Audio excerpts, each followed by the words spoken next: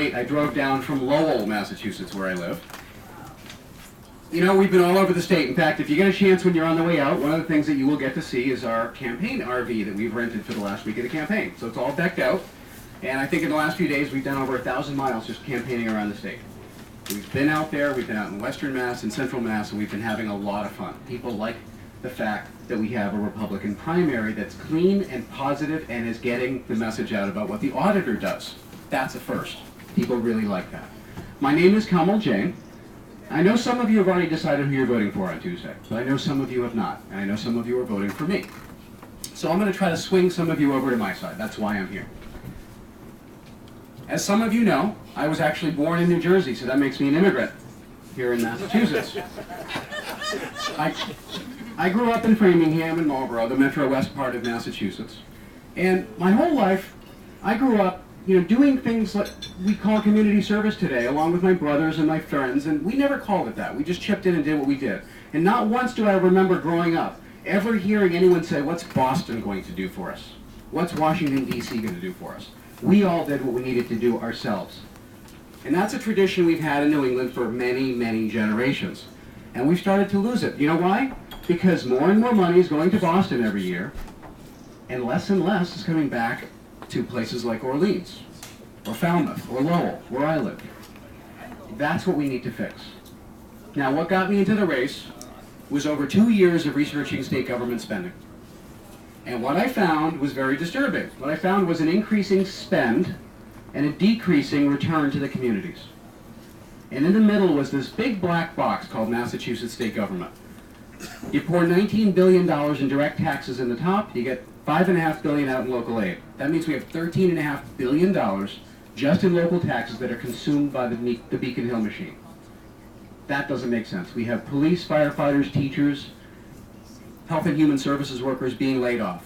We see cities cutting budgets. We see roads around the state that are in horrible disrepair, and yet our state government is spending more money. It doesn't make any sense. My mission, some of you have heard me say this before, is total transparency.